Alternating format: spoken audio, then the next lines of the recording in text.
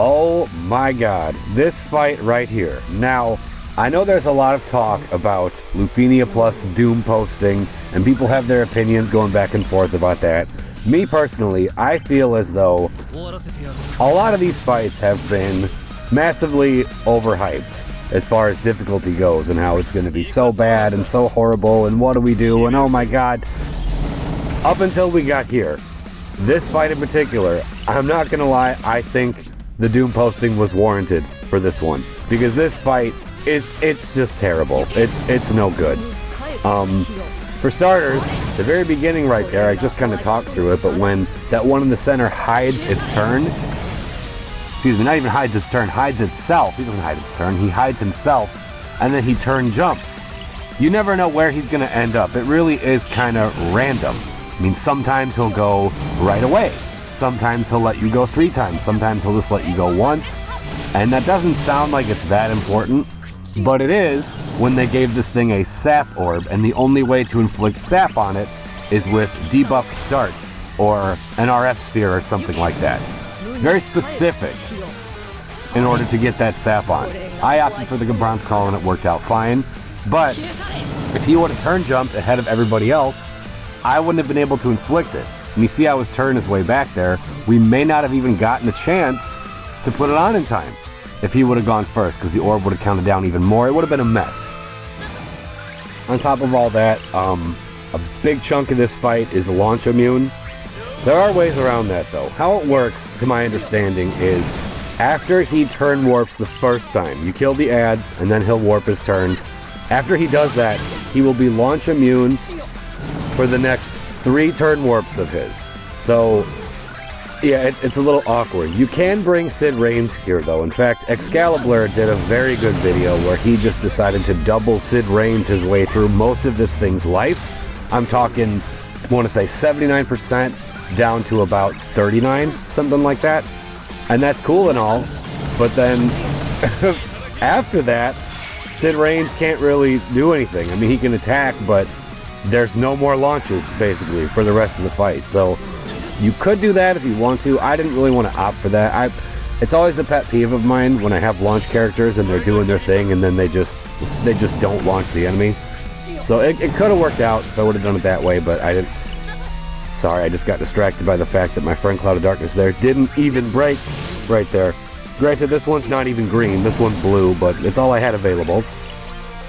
And I know I was going back and forth about this, but I did green my own Cloud of Darkness. I've yet to set her up as defense support though, so I'm sorry about that. I'll do that after this, because she'll be very helpful for this, because an additional orb condition isn't just the sap orb, it's re-breaking. The Cloud of Darkness is very good for this. And in fact, Vayne, even though he's been...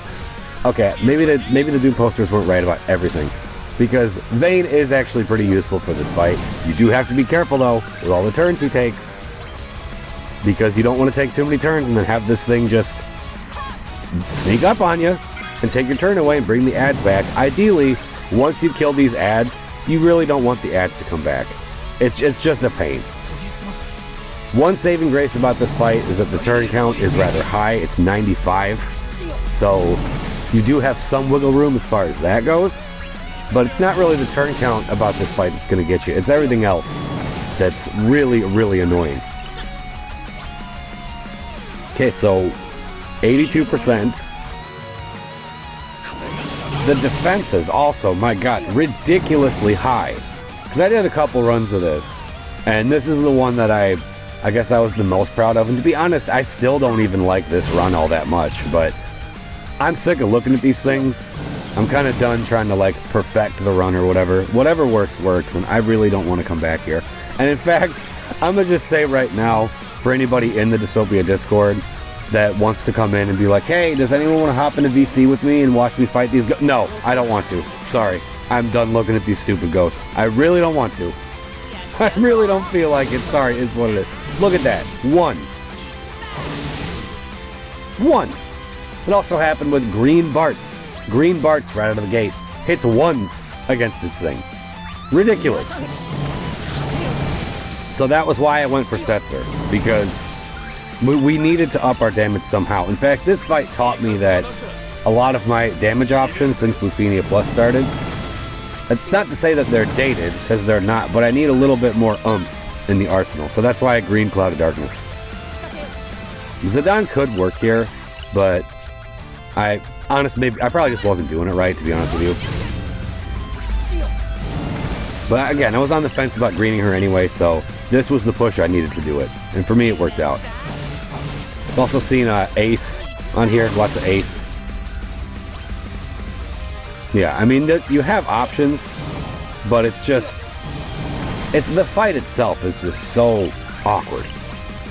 Yeah, I really don't like it. I'm going to say, as far as LUFENIA Plus fights that we've seen on Global, this is easily the worst one. Like, no contest. Like, I didn't think the Vayne one was that bad. I know that one had a lot of doom and gloom about it, but that one I didn't think was bad at all. This one, I legitimately hate this fight. I really do. So I don't think I'll be coming back. Luckily, we do have Agrias on our side, and some things I heard about this fight leading up to it is that Agrias quote-unquote trivializes it. I don't know if I'd go that far. That's not to undersell her though, because she does help greatly getting all these stuns off so that when he does take the turn, when he does do the turn warping, he doesn't bring the edge back because he's stunned. You gotta time it right, but if you time it right, you'll be set. However, there's still just other things about this fight, like the reductions, the orb, all that stuff that you have to worry about. It's not like Agrias just ignores all these other things. I mean, she does nothing to prevent you from hitting ones, first off. It's really just the turn warping that she helps with. She doesn't trivialize the whole fight. She just helps with that aspect of it, which, like I said, is a very big help. But it's not like you can just slap Agrias on the team and be like, alright, I'm good to go, everything's fine. No, there's plenty of other things you gotta worry about, whether you have Agrias or not.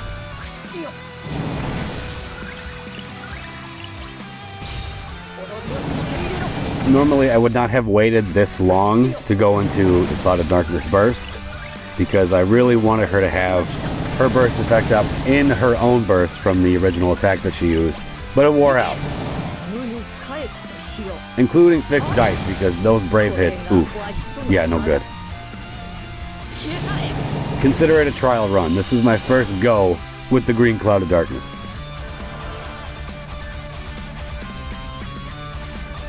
Okay, so we are in a good position though. You're under half, and we still have our summon. Can't really complain about that. We need our fixed dice back though, my god. My god. Yeah, that's no good. Stunned you again, of course. We've got two of these. Okay, we're gonna reapply this. Beautiful.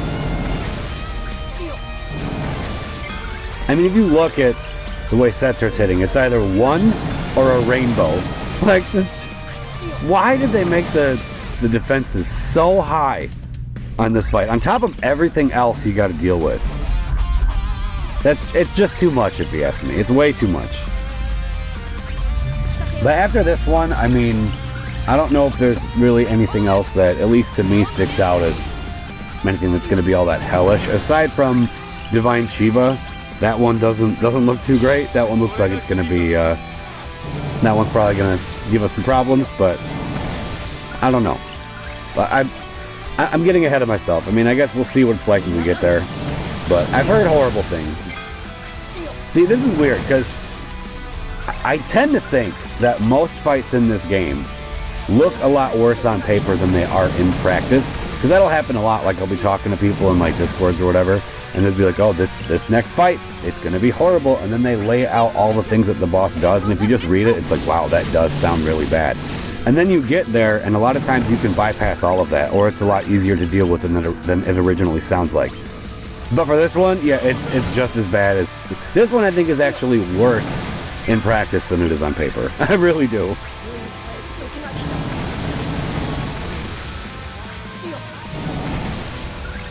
And to everyone watching, I mean, it might not look as bad as I'm describing. Looks can deceive, though.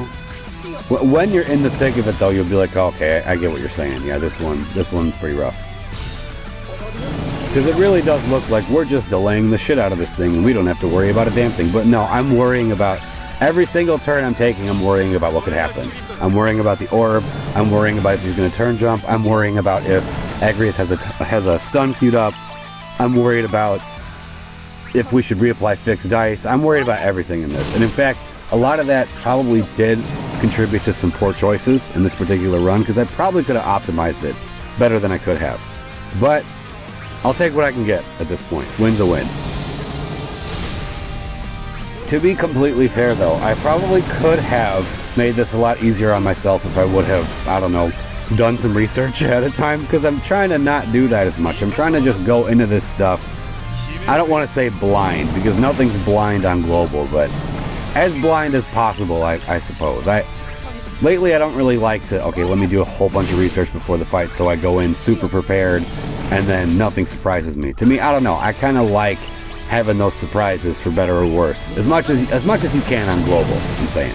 And this one definitely caught me by surprise. There was a lot more to handle than I originally anticipated. But regardless of everything I've just said, I mean, I welcome the challenge, and it's okay that that this one caught me off guard. It's good for you from time to time. All right, but that's that. The deed is done, and I'm never coming back here. Fuck this fight. I'll just say that. Fuck this fight. That damage taken was from the front cloud of darkness, but it's okay. We're still under the requirement. We're all good. Thanks for watching.